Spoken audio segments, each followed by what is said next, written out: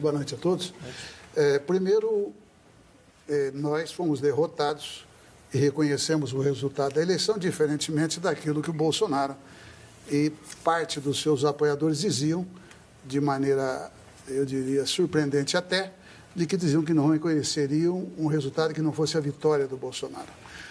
O que nós gostaríamos, e essa é a nossa preocupação, portanto, nós vamos estar na oposição para garantir uma sociedade, acima de tudo, democrática, onde as minorias sejam respeitadas, as instituições sejam respeitadas e aperfeiçoadas quando necessário e possível, e, ao mesmo tempo, nós vamos sempre lutar por uma sociedade que tenha justiça social num país que tem uma das maiores concentrações de renda do planeta. Nós temos 5 pessoas no Brasil, segundo estudos da Oxfam, que tem a mesma riqueza de 100 milhões de brasileiros. Portanto, o grande desafio é gerar empregos e eu, lamentavelmente, não acredito nas propostas, especialmente do Paulo Guedes, até pelos seus vínculos com o sistema financeiro, e espero que o presidente eleito Bolsonaro acabe montando uma equipe que, de fato, atenda às necessidades do povo e não de segmentos tão, eu diria, poderosos como são os grandes empresários, os grandes banqueiros, os grandes latifundiários. Kim Kataguiri, falávamos da dificuldade, do desafio de unir as forças tão distantes que entraram em tanto confronto nesse segundo turno, pensando numa união de país e num pensamento único para o Brasil.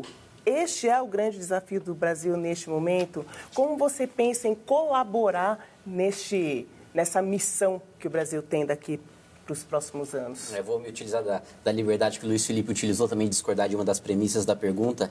Eu acredito que o grande desafio não seja unir, mas seja pacificar, mesmo porque unir esses extremos é absolutamente impossível e também não seria saudável para a democracia você ter um discurso uníssono, né? Toda democracia você tem divisões, você tem debates, mas eu acredito que o que mas são falta... várias vozes que precisam se entender e conviver. Perfeito. Não? Justamente nesse ponto que eu vou entrar agora. O que falta para o Congresso Nacional é uma recuperação do alto clero, que já existiu. Hoje em dia você vê mesquinharia nos debates do Congresso Nacional para que essas pautas sejam debatidas no alto nível e que a aprovação dessas pautas seja possível, né? Acho que começa da pacificação. E eu também peço licença para fazer uma crítica nesse sentido, no mesmo tema que a gente vem falando, a fala do Arlindo Quinalha, porque...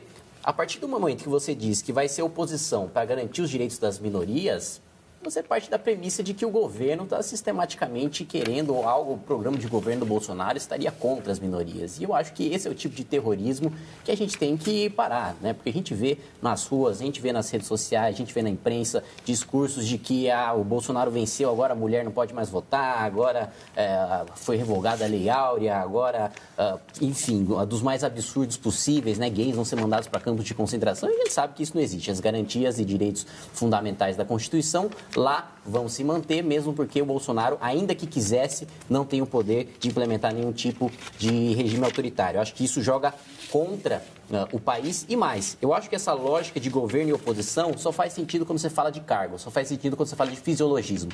Porque o cara que é ideológico, ele vai votar de acordo com essa ideologia, de acordo com as suas crenças, independentemente de quem seja governo. Se o Lula fosse presidente e viesse uma reforma previdenciária dele, eu ia votar a favor, porque eu sou a favor da reforma previdenciária. Ainda que eu discorde do PT, ainda que eu acho que a condenação do Lula seja justa. Quando você fala governo e oposição, significa o governo sempre vai votar a favor porque tem cargo no governo. A oposição sempre vai votar contra porque não tem cargo e quer jogar o poder e quer jogar quanto pior melhor. Então, eu acho que essa lógica precisa ser revista. A partir do momento que os parlamentares tiverem uma posição mais de independência e menos de fisiologismo e menos de balcão de negócio no Congresso Nacional, você eleva o debate público e você faz com que pautas como a reforma previdenciária, que precisam ser debatidas, e isso, quando o PT era governo, mesmo o próprio presidente Lula, o próprio então presidente Dilma, falava numa reforma previdenciária, falava até quanto Joaquim Levy era ministro da Fazenda ainda em uma PEC do teto, como depois foi oposto, como depois virou o discurso do PT oposto à PEC do teto. É um debate que tem que ser feito, todos os parlamentares sabem, do PT, do PSOL, do PCdoB, do governo, o que quer que seja, e isso precisa ser levado ao maior nível possível, sem essa lógica mesquinha de só governo e oposição, porque eu acho que só pequeno no debate brasileiro.